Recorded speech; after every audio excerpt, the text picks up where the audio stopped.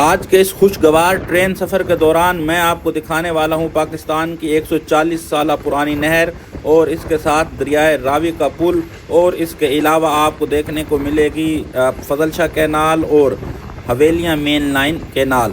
تو یہ ساری کینال اس وقت جو ہے فضل شاہ کینال اور سدنائی کینال اور راوی برج عبدالحکیم کی سرزمین پر موجود ہیں۔ اس وقت ہم پہنچ رہے ہیں فضل شاہ کینال پر۔ یہ لنک کینال ہے فضل شاہ، اور اس کے ساتھ سدنائی کینال ہے، وہ مین کینال ہے۔ تو ایک بات واضح کرتا چلوں کہ یہ سدنائی میلسی کینال نہیں ہے، یہ صرف سدنائی کینال ہے۔ تو جناب یہ فضل شاہ کینال پر ہم پہنچ رہے ہیں۔ اس وقت ہم گزر رہے ہیں فضل شاہ لنک کینال سے، اور یہ ہے جناب سدنائی کینال۔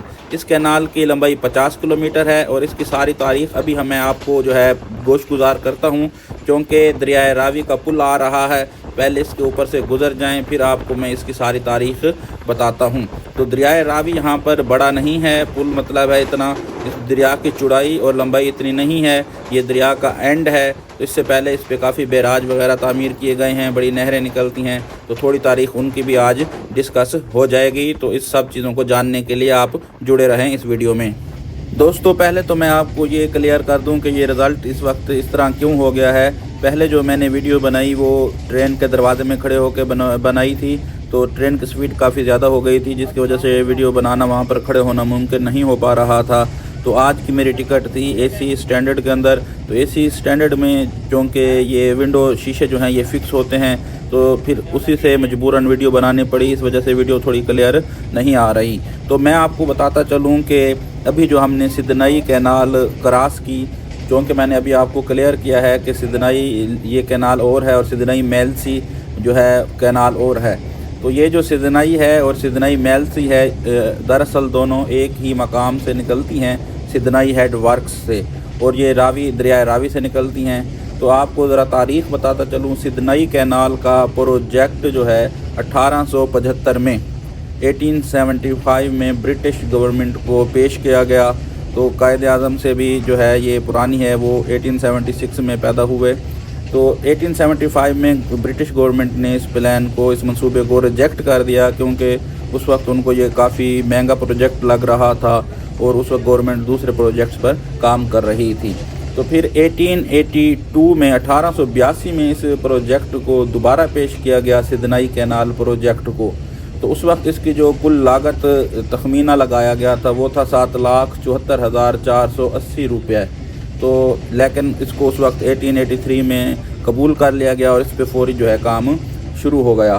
تو دسمبر جو ہے 1883 میں 1883 میں اس پہ کام شروع ہو گیا، اور 1886 تک جو ہے مئی 1886 میں اس کے جو ہے نہر کا پانی شروع ہو گیا۔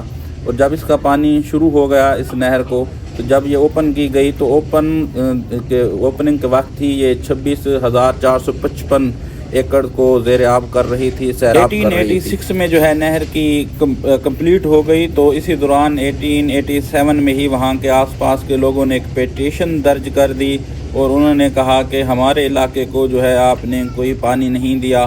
تو اس پیٹیشن کے نتیجے میں جو ہے ایک اور پروجیکٹ شروع کیا گیا، جس میں 2 نہریں نکالی گئیں، کورنگا اور فضل شاہ نہر۔ جو فضل شاہ کینال ابھی ہم گزرے تھے تو اس کو اس وقت شروع کیا گیا، اور جون جولائی 1890 یعنی 1890 میں پھر اس منصوبے کو مکمل کر لیا گیا، اور سدنائی نہر کے کنارے کے ساتھ ساتھ اس نہر کو چلایا گیا۔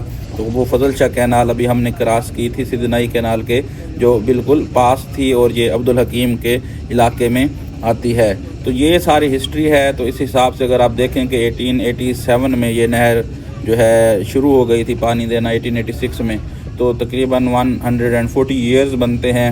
تو تاریخی اعتبار سے فضل شاہ اور سدنائی نہریں کافی پرانی اور اہم ہیں۔ اس وقت شور کوٹ کے علاقے میں موجود ہیں اور میلسی لنک کینال پر پہنچ چکے ہیں۔ یہ ہے جی میلسی لنک کینال، اور اس کے ساتھ ہی دوسری بڑی حویلیاں مین لائن کینال ہے، جس کا ذکر میں نے آپ کے ساتھ شروع میں کیا تھا۔ بڑی نہر ہے جی حویلیاں مین لائن لنک کینال کے اوپر سے گزر رہے ہیں۔ اس کی لمبائی ہے 69 کلومیٹر، یعنی قریباً 70 کلومیٹر کے قریب ہے، اور یہ تیریمو بیراج یعنی ہیڈ تیریمو کے مقام سے نکلتی ہے، اور دریائے چناب سے یہ نہر نکلتی ہے۔ یہ جنگی طیاروں کی گھن گھرج ہمیں بتا رہی ہے کہ اس وقت ہم شور کوٹ کینٹ جنکشن ریلوے اسٹیشن سے ڈپارچر کر رہے ہیں، اور اس ریلوے اسٹیشن کی سب سے جو دلچسپ بات ہے وہ یہ ہے کہ اس کا پلیٹ فارم نمبر 1 جو ہے وہ جھنگ ضلع میں ہے، اور جبکہ پلیٹ فارم نمبر 2، 3، 4، 5 ٹوبہ ٹیک سنگھ ضلع میں واقع ہے۔ کتنی مزیدار بات ہے یہ! تو یہ دو اہم برانچ لائنوں کے لیے جنکشن کا کردار ادا کرتا ہے۔ شور کوٹ لالا موسا برانچ لائن، یہ 325 کلومیٹر لمبی لائن 1881 میں سندھ ساگر ریلوے کے طور پر میٹر گیج میں تعمیر کی گئی تھی۔ میٹر گیج اس کی لائن کی جو ٹریک ہے اس کی چوڑائی ہوتی ہے، اور بعد میں 1886 یعنی 1886 میں نارتھ ویسٹرن اسٹیٹ ریلوے میں شامل کرتے ہوئے براڈ گیج میں تبدیل کی گئی۔ تو جناب اس کا جو دوسرا ہے جو برانچ لائن ہے وہ ہے شور کوٹ شیخو پورہ برانچ لائن۔ یہ لائن ابتدائی طور پر شور کوٹ روڈ چچوکی ریلوے کہلاتی تھی، پھر 1907 سے 1911 کے درمیان نارتھ ویسٹرن اسٹیٹ ریلوے کے تحت تعمیر کی گئی، اور یہ 218 کلومیٹر لمبی لائن شور کوٹ کینٹ جنکشن کو کلا شیخو پورہ جنکشن سے جوڑتی ہے، تو جو کہ علاقے رابطے کے لیے بڑا ہی اہم ہے۔ تو اس حساب سے جو ہے شور کوٹ کینٹ جنکشن ریلوے اسٹیشن اپنی تاریخی اہمیت اور اسٹریٹجک محل وقوع کی وجہ سے پاکستان کے ریلوے نظام میں پاکستان ریلویز میں ایک خاص مقام رکھتا ہے، اور یہ چونکہ فوجی اور شہری نقل و حمل کو بھی بہتر بناتا ہے۔ ٹرین کے اس دروازے میں کھڑے ہو کر اس سائڈ سے ویڈیو بنانے کا مقصد یہی ہے کہ دوستوں کو بتاتا چلوں کہ میں ضلع جھنگ میں کھڑے ہو کے ضلع جھنگ کے پلیٹ فارم نمبر 1 پر کھڑے ہو کر ٹوبہ ٹیک سنگھ کے پلیٹ فارم نمبر 2، 3، 4 اور 5 کی ویڈیو بنا رہا ہوں۔ تو یہ سامنے والے پلیٹ فارم ضلع ٹوبہ ٹیک سنگھ میں آتے ہیں، اور جس سے ٹرین گزر رہی ہے وہ ضلع جھنگ میں آتا ہے۔ تو کتنا ہی یونیک اور منفرد ہسٹری رکھنے والا ریلوے اسٹیشن ہے، اور ریلوے اسٹیشن کافی خاصا بڑا اور ماشاءاللہ کافی زیادہ خوبصورت ہے۔ کنٹونمنٹ بورڈ کے انڈر آتا ہے، جس کی وجہ سے اس میں تزئین و آرائش اور خوبصورتی بہت زیادہ ہے، اور چونکہ یہ جنکشن بھی ہے تو کافی کھلا اور خوبصورت ریلوے اسٹیشن ہے۔ تو دوستوں کوشش کی جاتی ہے کہ آپ کے لیے اچھی سے اچھی ویڈیو بنائی جائے، اور پھر آپ کو اس کے بیک گراؤنڈ تاریخی اعتبار سے اس کا محل وقوع ہر چیز آپ کے گوش گزار کی جائے۔ تو اپنے طرف سے تو کوشش کی جاتی ہے کہ آپ لوگوں تک نالج پہنچایا جائے، علم پہنچایا جائے۔ امید کرتا ہوں یہ ویڈیو آپ کو پسند آئی ہوگی، کمنٹس میں لازمی بتائیے گا۔